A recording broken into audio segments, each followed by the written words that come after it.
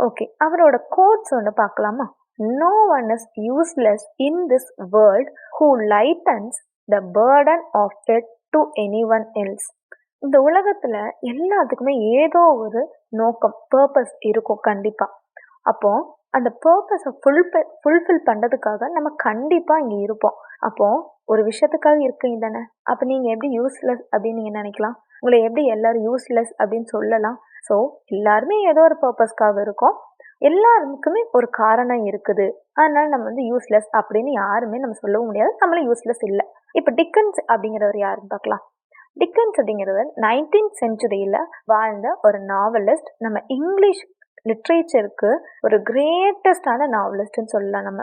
அவர் 14 novels அப்புறம் நிறைய short ஸ்டோரிஸ்லாம் எழுதியிருக்காரு. அவரோட ஸ்டைல் ஆஃப் ரைட்டிங் எப்படி இருக்கும்னு பார்த்தோன்னா ரியலிஸ்டிக்காக இருக்கும். ரியல் லைஃப்பில் என்ன இருக்கோ அதை அப்படியே ரெப்ரசென்ட் பண்ணியிருப்பாரு. நெக்ஸ்ட்டு ஹியூமர்ஸ் நிறையா இருக்கும். ஹியூமர்ஸ் அப்படின்னா நகைச்சுவைகள், இடையில இடையில நல்லா காமெடி வர மாதிரி அந்த மாதிரியெல்லாம் அமைச்சு எழுதியிருப்பாரு. இவர் வந்துட்டு நமக்கு ஒரு பெரிய பிக்சரே கொடுத்துருப்பாரு. எதை பற்றினா ஆர்டினரி லைஃப் பற்றி, பீப்புள்ஸ் எப்படி ஆர்டினரி லைஃப்பில் இருக்காங்க, அவங்களோட ஸ்ட்ரகிள்ஸ் என்ன, இந்த மாதிரி எல்லாத்தையுமே காட்டியிருப்பாரு.